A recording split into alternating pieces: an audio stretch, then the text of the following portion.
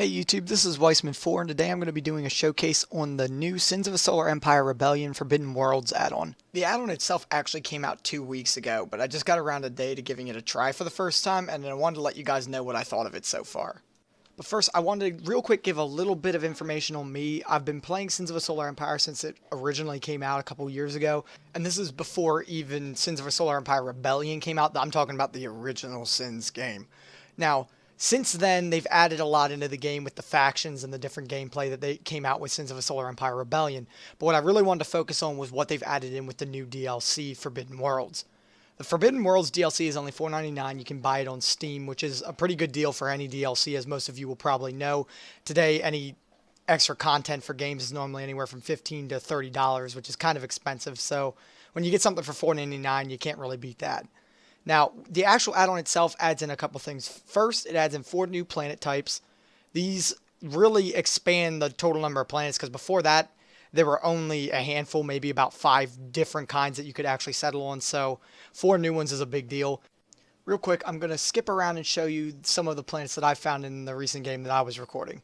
Now, I expected in a game with 115 planets in it, like the one I have going now, to find maybe 15 or 20 of these new planets. So far, I've actually only found 2 or 3.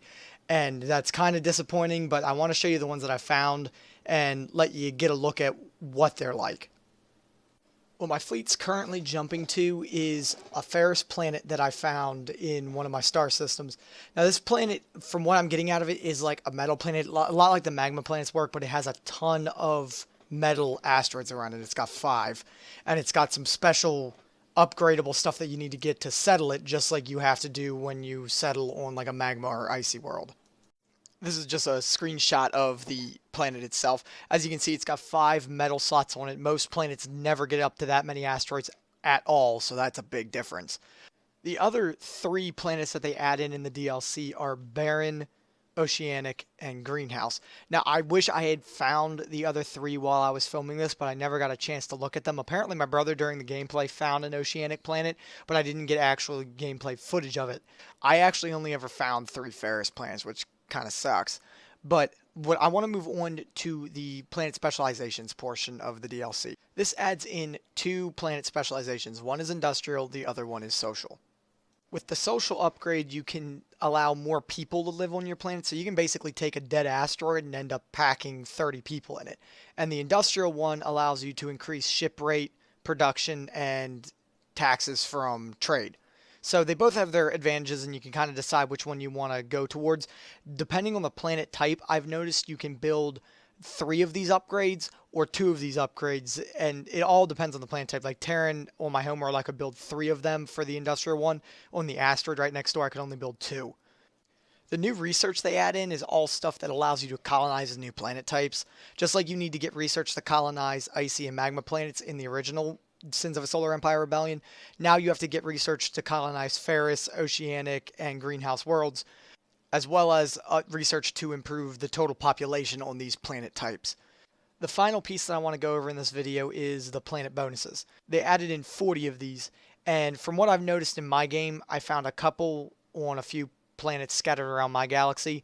One of them was on the planet right next to my homeworld. It was an asteroid, and it gives you 30% resource production for all resources. That was really cool. And then my brother found one that was called a Stronghold World. On that world, it gave him extra tactical slots. The planet got extra health. More people could live on it and that sort of thing. So it made the planet really hard to siege, which I thought was a really neat idea. And who knows what else they put in, because I haven't found them all yet. And I would love to hear what you guys find in the comments section under this video. But that's really all I had to say on this DLC. I really do think the DLC was worth it in the end. I know I haven't found a lot in this video, but I'm looking forward to playing it, finding everything that they've put into it. And for $4.99, you can't really beat that price for any DLC. This was my first video that I've done a review like this, and it's the first one that I put my voice in it. So I just wanted to let you guys know that and kind of get some feedback from YouTube and see what you guys all thought about it. If you enjoyed this, subscribe. I'm going to do more, and I'm going to put up the gameplay of this actual video when my brother and I were playing in the next coming days.